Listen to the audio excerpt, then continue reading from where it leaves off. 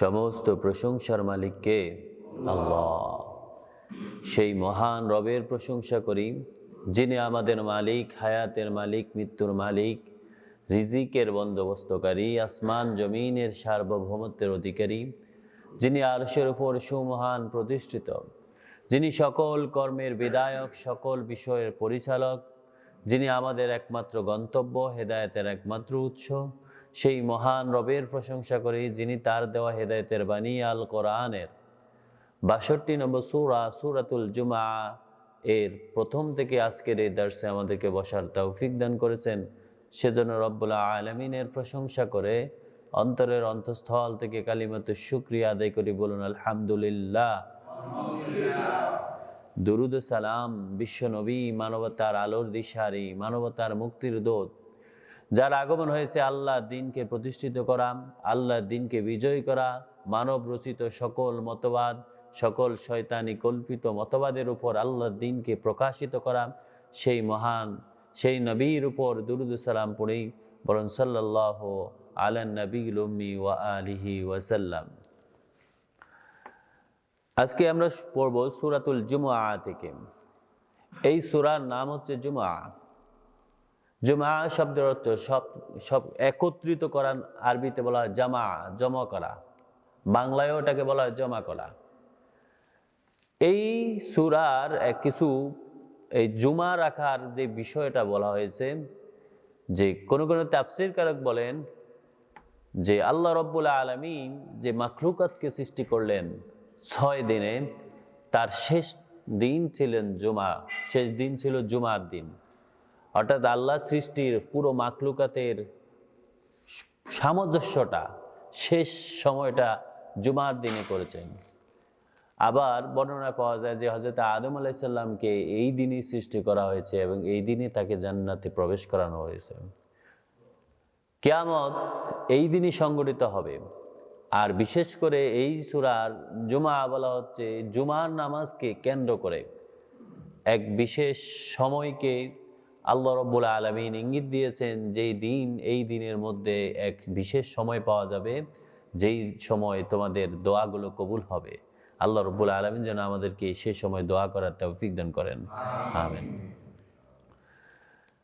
এই সূরার প্রথমে আল্লাহ বলেন ইউসাব্বিহু লিল্লাহ মা ফিস সামাওয়াতি ওয়া মা ফিল আরদ।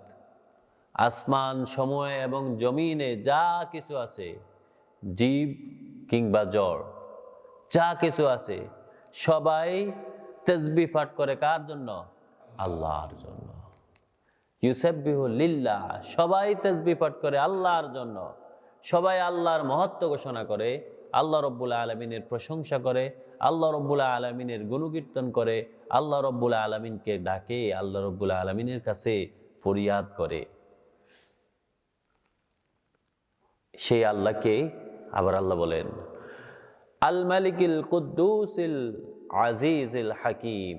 সেই মহান রব, তিনি হচ্ছেন সেই আল্লাহ যিনি মালিক, সব কিছুর উপর অধিপতি, সব কিছু তার অধীনে, তার একচ্ছত্র আধিপত্য, সোভারিয়ান, যার সব কিছুর উপর থাকে। সুবহানাল্লাহ, সুবহানাল্লাহ।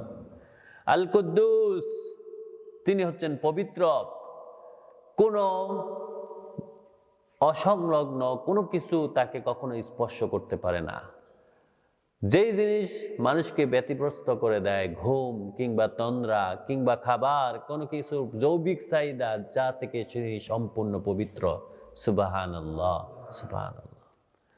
আল আজিজ, তিনি হচ্ছেন পরাক্রম, কেউ তার আক্রমণ থেকে বাঁচতে পারবে না, কেউ তার ক্ষমতার বাইরে যেতে পারবে না, কেউ তার অধীনে থেকে কখনো সরে যেতে পারবে না। তিনি হচ্ছেন সেই পরাক্রম, যিনি যাকে মহাশক্তিধর, তিনি যাকে ইচ্ছা তাকেই ধরতে পারেন এবং সমস্ত কাজের হিসাব তার থেকে নিয়ে নিতে পারেন। আল হাকিম, তিনি হচ্ছেন বিজ্ঞ, তিনি হচ্ছেন সব সূক্ষ্মাতি সূক্ষ্ম জ্ঞান তার, তিনি প্রজ্ঞাবান, তিনি আমাদের আদি সৃষ্টি, আমাদের সৃষ্টির পূর্বেই আমাদের সব কিছু জানতেন, আমাদের অতীত বর্তমান ভবিষ্যৎ সব কিছু তার কাছে প্রকাশিত।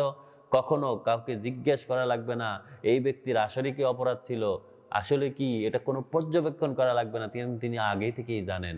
সুবহানাল্লাহ, সুবহানাল্লাহ।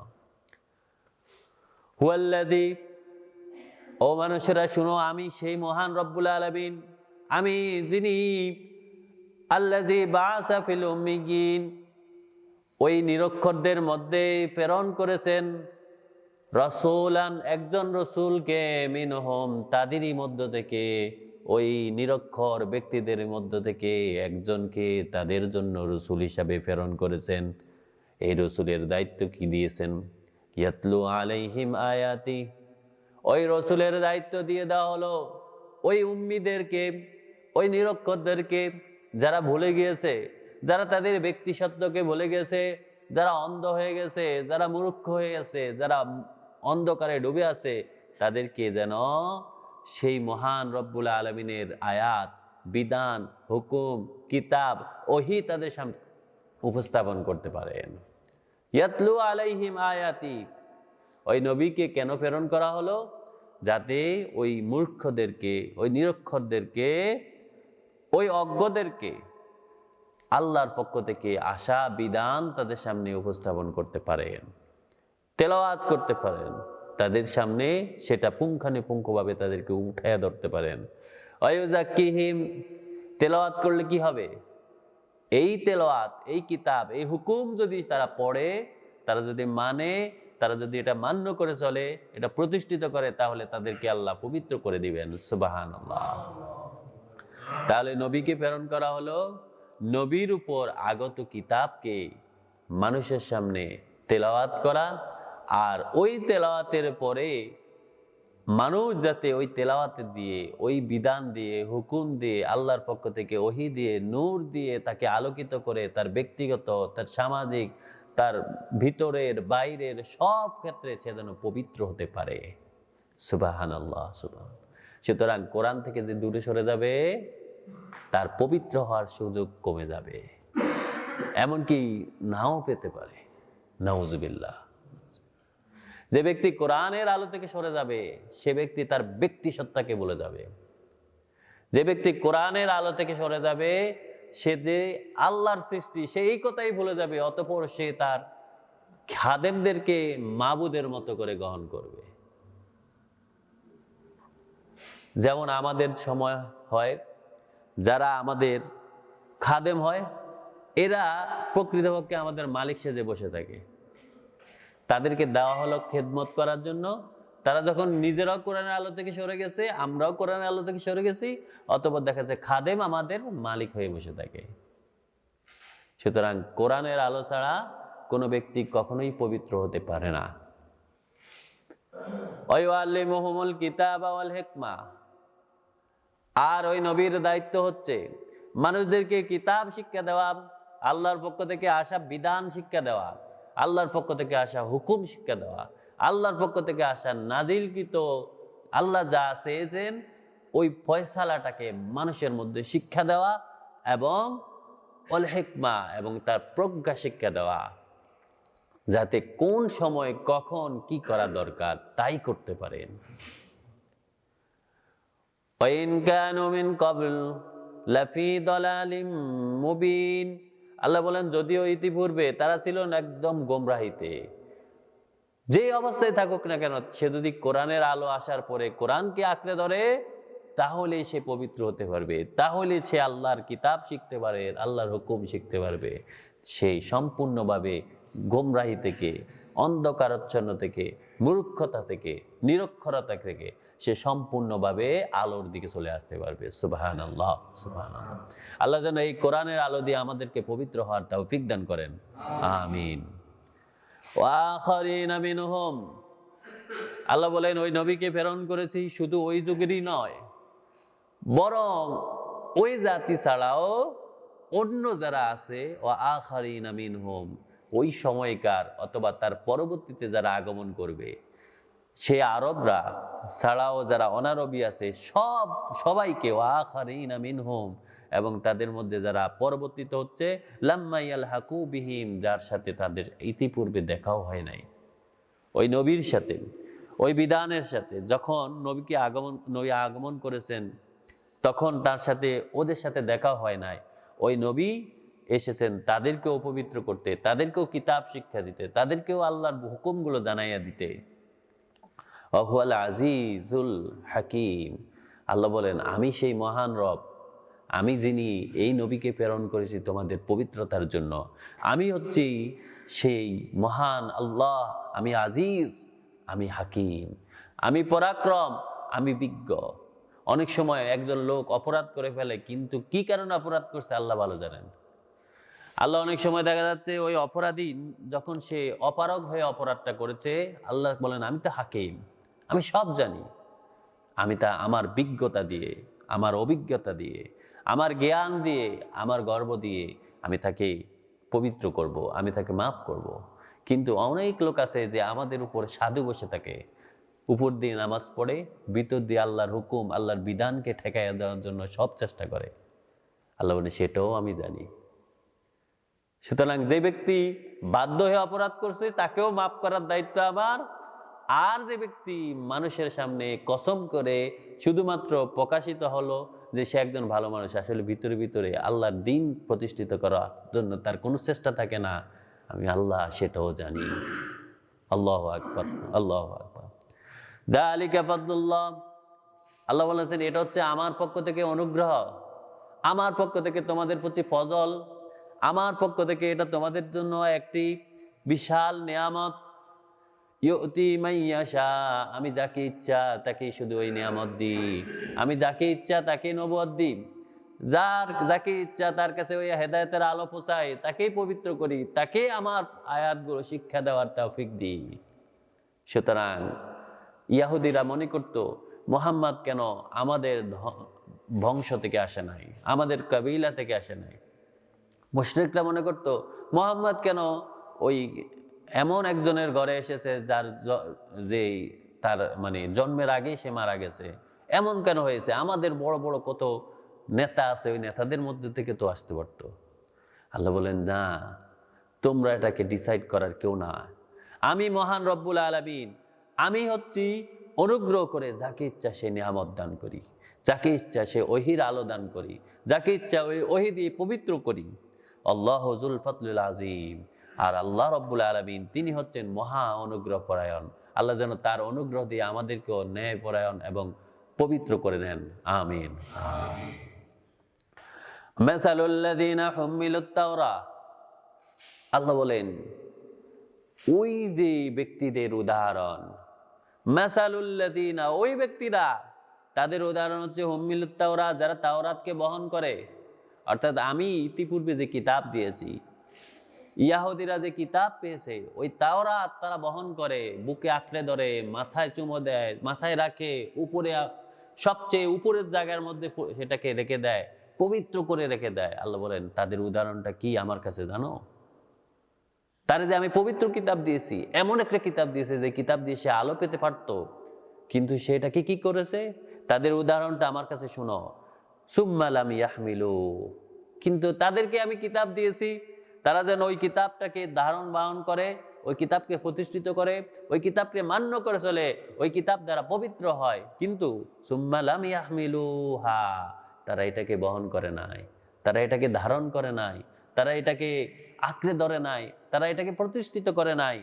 কামাসালিল হেমা, মনে হচ্ছে ওই গাদার মতো, ওই গাদার মতো। ইয়াহমিলু আসফারা, সিফার মানে হচ্ছে কিতাব, আমরা সিপারা বলি না? আল্লাহ বলেন ওই যে গাদা বড় বড় কিতাব বহন করে, তার ঘাড়ের উপরে অনেকগুলো কিতাব দেওয়া হলো, সে শুধু রাস্তায় হাঁটে আর হাঁটে, সে কইতেই পারবে না, জানেও না ওই কিতাবের মধ্যে কি লেখা আছে, কি আলো আছে তার জন্য। এই তাওরাত পাওয়া ব্যক্তিরা, যাদেরকে আমি তাওরাত বহন করার জন্য, প্রতিষ্ঠিত করার জন্য, হুকুম জানানোর জন্য যাদেরকে আমি দিয়েছি, এরা তাওরাতকে কি করলো? বন্দি করে এমন গিলাপ দিয়ে আটকায়া সবচেয়ে উঁচু জায়গায়, এমন একটা জায়গায় রেখে দিয়েছে।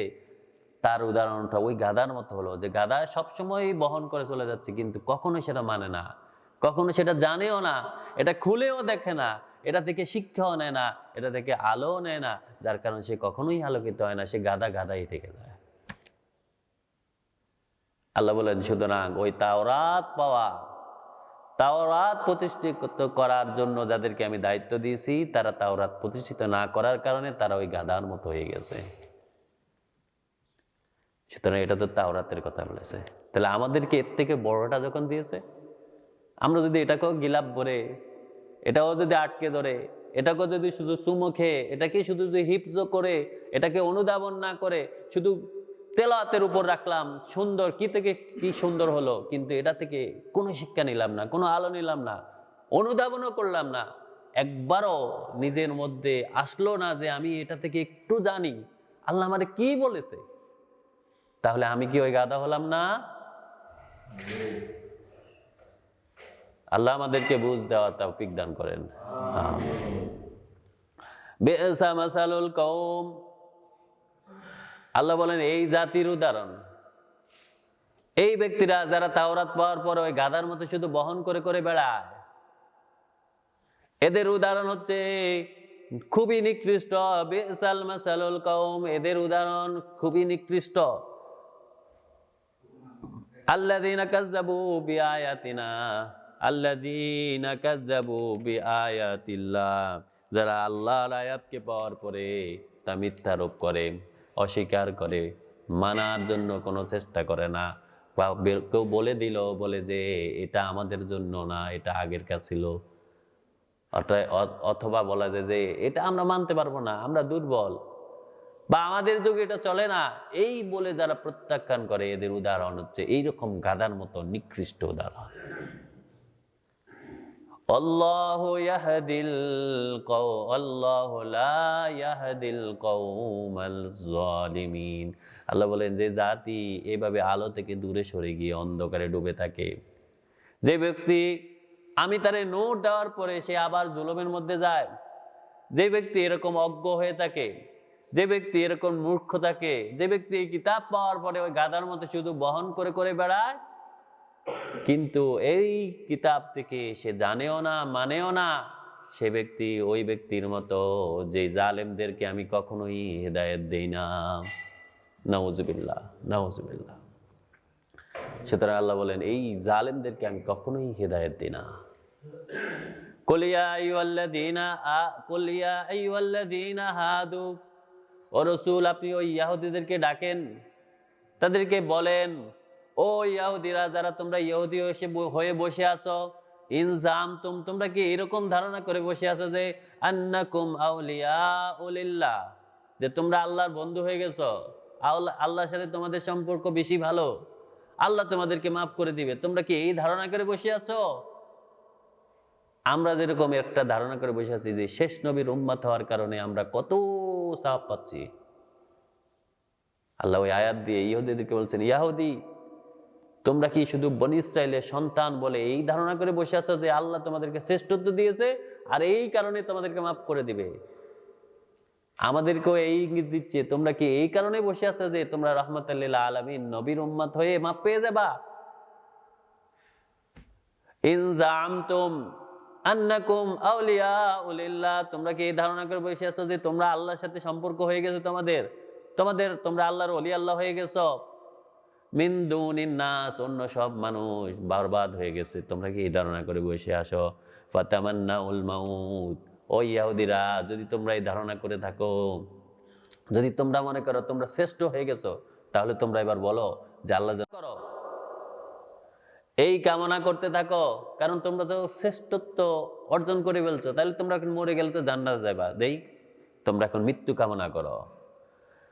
ইন কুনতুম সাদিকিন, যদি তোমাদের ওই ধারণাটা, ওই চিন্তা ভাবনাটা সত্য মনে করে থাকো, তার মানে ইহুদিরা যেই কথাটা বলতো যে আমরা হচ্ছি বনী ইসরাইল, আমরা শ্রেষ্ঠ জাতি, আমরা আল্লাহর সবচেয়ে নিকটতম জাতি, তাহলে তা আল্লাহ আমাদের কেমনে মাফ করে দিবে? তা আল্লাহ বলতেছেন যদি তোমরা এই ধারণা সত্যি সত্যি করে থাকো, তাহলে তোমরা মৃত্যু কামনা করো, দেখি তোমরা মৃত্যু কামনা করো কিনা। এই কথা বলার পরে থেকে কেউ মৃত্যু কামনা করলো না, তার মানে হচ্ছে তারা নিজেরাও ওই কথা বিশ্বাস করে না, তারা নিজেরাও জানে ওই কিতাব যে তাদেরকে দেওয়া হলো, এই কিতাব থেকে যদি আমি বিধানটা প্রতিষ্ঠিত না করি, তাহলে আসলে আমার এই কিতাব ধারণ করার ক্ষমতা নাই, এই কিতাব ধারণ করার আমি কোনো কিছুই অর্জন করতে পারি না। তার মানে সে জানে কিন্তু সে মানে না। যদি সে ওই জানার উপরে মনে করতো না এটাই সত্য, তাহলে সে তখন বলতো যে ঠিক আছে, তাহলে আমি মরে যাই, আমি জান্নাতে প্রবেশ করি। আল্লাহ বলেন, যদি তোমরা সত্যবাদী হও, তোমাদের দাবির প্রতি যদি তোমাদের সত্যায়ন নিজেরা থাকো, সত্যায়িত থাকো, তাহলে তোমরা মৃত্যু কামনা করো। ওয়ালা ইয়াতামান্নাউনাহু আবাদাম বিমা কদ্দামাত আইদিহিম। আল্লাহ বলেন, আসল কথা হচ্ছে এরা কখনোই মৃত্যু কামনা করবে না। কেন মৃত্যু কামনা করবে না?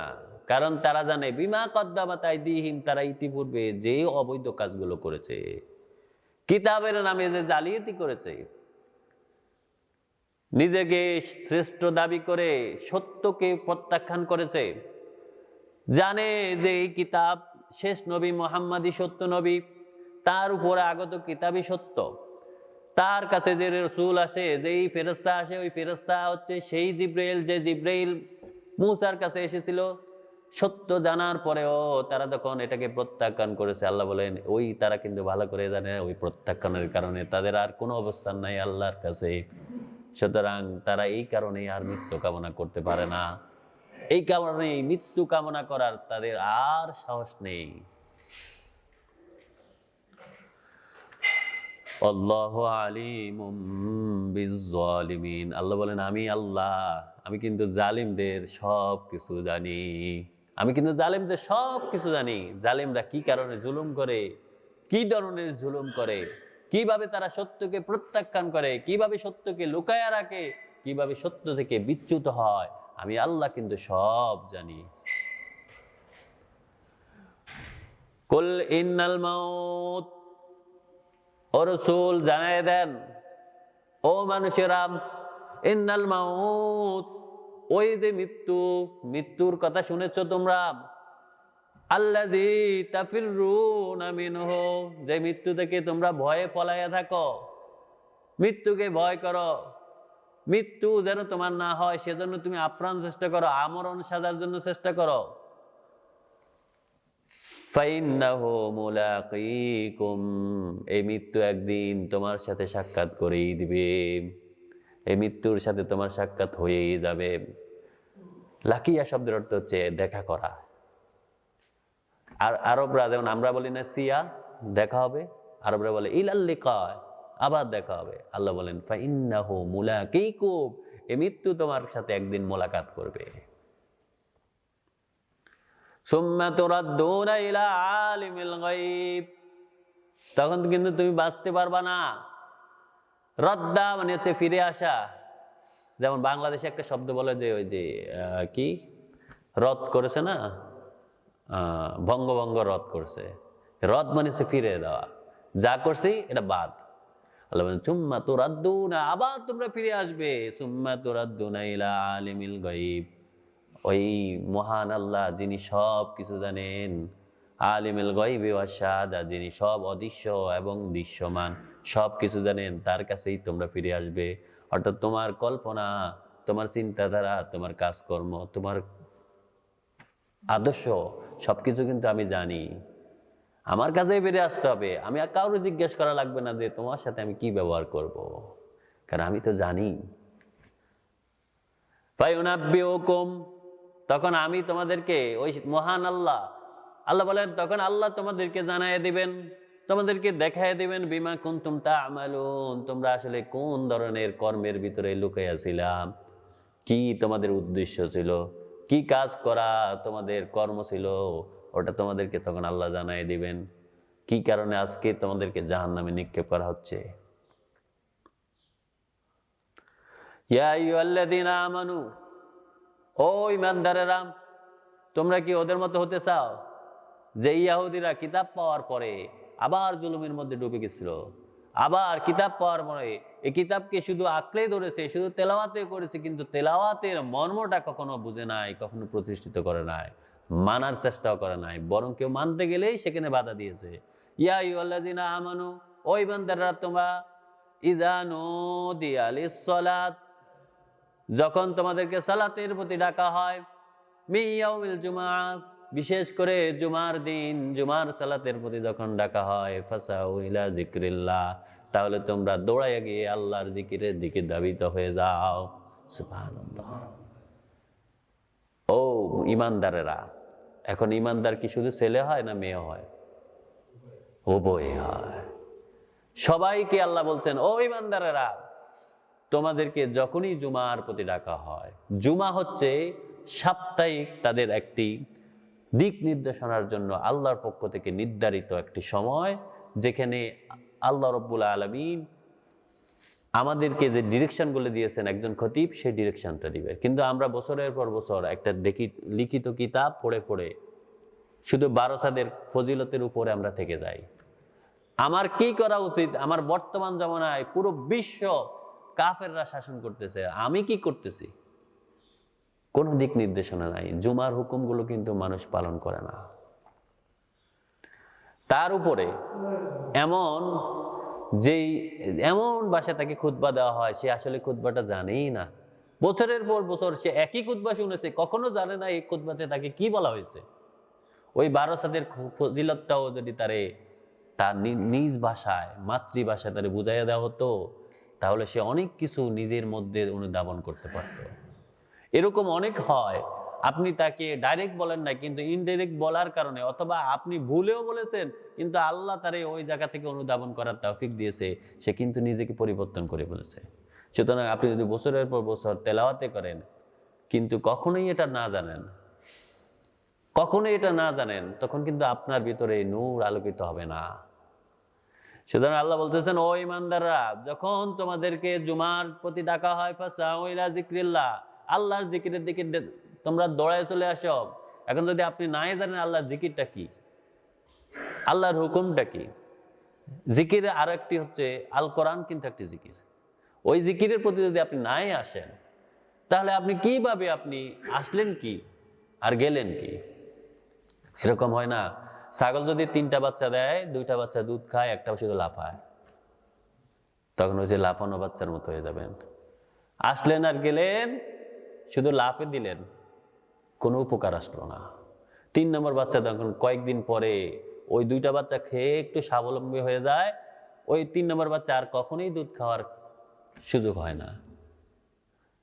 সুতরাং যারা এই জিকির থেকে এখনো শিক্ষা নেয় নাই, আলো থেকে এখনো আলো নেয় নাই, নিজের প্রতি প্রজ্বলন করে নাই, নিজের বাতিটা এখনো জ্বালায় নাই, তারা কিন্তু ওই অন্ধকারাচ্ছন্ন জীবনে ওই লাফালাফির ছাড়া আর কিছুই পাবে না। ফাসাউ ইলা যিকরিল্লাহ, আল্লাহর জিকিরের প্রতি তোমরা দৌড়ায় চলে আসো। ওয়াজারুল বাই, তোমাদেরকে ডাকা হলো জুমার প্রতি, তোমরা সব ব্যবসা বাণিজ্য, লেনদেন, নিজের কাজকর্ম সবগুলো পরিত্যাগ করো, ওই সব কিছু এখন বাদ দাও। যালিকুম খায়রুল লাকুম ইন কুনতুম তা'লামুন, যদি তোমরা অনুধাবন করো, এটাই আসলে তোমাদের জন্য কল্যাণকর হবে। সুবহানাল্লাহ, সুবহানাল্লাহ। ফাইযা কুদিয়াতিস সালাত, জুমার প্রতি ডাকা হলো, তোমরা চলে আসলো। আবার যখন সালাতটা শেষ হয়ে যায়, ফাইযা কুদিয়াতিস সালাতু, যখন সালাতটা তোমাদের সমাপ্ত হয়ে যায়, ফান্তাশিরু, এবার ছড়ায়া পড়ো। ফান্তাশিরু ফিল আরদি, এবার আল্লাহর জমিনে ছড়ায়া পড়ো। ওই জমিনে তোমার যে কাজকর্ম আছে, ব্যবসা বাণিজ্য আছে, লেনদেন আছে, তোমার যা কিছু আছে, সব কিছুর প্রতি আবার তুমি ছড়ায়া যাও। ওয়াবতাগু মিন ফাদলিল্লাহ, কাজ করো আর আল্লাহর অনুগ্রহ কামনা করো, বসে বসে নয়। যেই সব জাতিরা বসে বসে খায়, ওই সব জাতিরা নিঃস্ব হয়ে যায়। কাজ করো আর আল্লাহর অনুগ্রহ চাও, আল্লাহ থেকে তোমার কাজের বরকত চাও, তোমার কাজের প্রতিদান চাও, কারণ সব প্রতিদান দিতে পারেন কে? আল্লাহ। মনে রাখবেন, আপনি এরকম অনেক হয়, একজন লোক কাজ করতে করতে করতে একদম সম্পূর্ণ সে পুরাই করে ফেলছে, সামান্য কোথায় একটা ভুল কিন্তু তার মাথার মধ্যে এটা দেখে না, সে জানে এইরকম ভুল হইতেই পারে, কিন্তু অন্য একটা লোক সামান্য একটু ঠিক করে সে কিন্তু ক্যারেক্টার নিয়ে যায়। সুতরাং আল্লাহ বলতেছেন, তুমি যখন সালাত শেষ করো, ওখানে আর বসে দেখো না, তুমি তোমার কাজে নামে পড়ো, আর কাজ থেকে তুমি তোমার আল্লাহর পক্ষ থেকে যে অনুগ্রহ এসেছে ওই অনুগ্রহ কামনা করো, অনুগ্রহ অনুধাবন করো, অনুগ্রহ নাও। ওয়াজকুরুল্লাহ, আর আল্লাহর অনুগ্রহ পেয়ে স্মরণ করো, আল্লাহরে বারবার ডাকো। ওয়াজকুরুল্লাহ কাসীরা, বেশি বেশি করে আল্লাহরে ডাকো, যখনই মনে হয় তখনই ডাকো। ওয়াজকুরুল্লাহ কাসীরান, আল্লাহরে বেশি বেশি ডাকো, লাআল্লাকুম তুফলিহুন, যাতে তোমরা সফল হতে পারো। কাজে নেমে পড়ো, আল্লাহর কাছে অনুগ্রহ কামনা করো। আল্লাহর অনুগ্রহ পাওয়ার পরে এবার আল্লাহরে ডাকতে থাকো। যখনই আল্লাহর শুকর আদায় করবে, আল্লাহ তখন আরো বৃদ্ধি করে দিবে। যদি কুফরি করে তখনই কিন্তু সংকীর্ণ হয়ে যাবে। আপনার দ্বারা আপনার উপর আল্লাহ কিন্তু অনেক মানুষকে রিজিক দেয়। আপনার সন্তান, আপনার স্ত্রী, আপনার মা বাবা, এরকম অনেক মানুষ আছে শিক্ষিত হওয়ার পরে শহরের দিকে চলে আসে, আর মা বাবার প্রতি খবর থাকে না।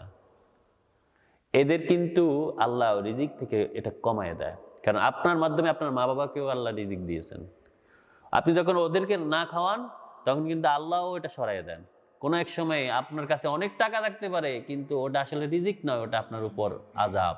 এরকম অনেক লোক হয়, যখন টাকা হলো তার পেরেশানি বেড়ে গেল, প্রেশার বেড়ে গেল, তার হার্ট অ্যাটাক, তার স্ট্রোক, কত ধরনের অপকর্ম তার জন্য হয়ে যায়, কত ধরনের কষ্টকর বিষয় তার আসে। আবার এরকম অনেক লোক আছে দেখেন নির্ভেজাল, অল্প ইনকাম করে, দিন আনে দিন খায়, দেখেন কি সুখ আল্লাহ তারে দেয়। সুতরাং আল্লাহ বলতেছেন, তুমি আল্লাহর অনুগ্রহ কামনা করো, অনুগ্রহ পাও, অনুগ্রহ নাও, শুকর আদায় করো, আর যাতে তোমরা সফল হতে পারো সেভাবেই তোমরা কাজ করো। ওয়াইযা রাআও তিজারাতান আও লাহওয়ান ফাদ্দু ইলাইহা ওয়া তারাকুকা কায়মা। মদিনায় একবার রাসূলুল্লাহ সাল্লাল্লাহু আলাইহি ওয়াসাল্লাম খুতবা দিচ্ছিলেন। এই সময় তারা শুনতে পেলেন ব্যবসায়িক একটা কাফেলা এসেছে। তো আসলে মক্কা মদিনায় তো আরাবিয়ান দেশগুলোতে তো ফসল হতো না, তো তাদের কাফেলা আসলে তারা হচ্ছে কয়েকদিনের খাবার বা মাসের খাবার বা বছরের খাবারটা তারা জোগাড় করতো। তো ওনারা মনে করলেন যে যদি এই দিকে ব্যবসা কাফেলার সব শেষ হয়ে যায়, রসুলকে দাঁড়ানো অবস্থায় রেখে তারা চলে গেলেন। আল্লাহ বলেন, ওয়াইযা রাআও তিজারাতান, যখন তারা কোনো ব্যবসা দেখে, আও লাহওয়ান, অথবা কোনো আনন্দদায়ক কিছু দেখে, তামাশা দেখে, ইনফাদ্দু ইলাইহা, তারা ওটার দিকে চলে যায়। ওয়া তারাকুকা কায়মা, নবী আপনাকে এভাবে ছেড়ে যায়, আপনি দাঁড়িয়ে আছেন, আপনি খুতবা দিচ্ছেন।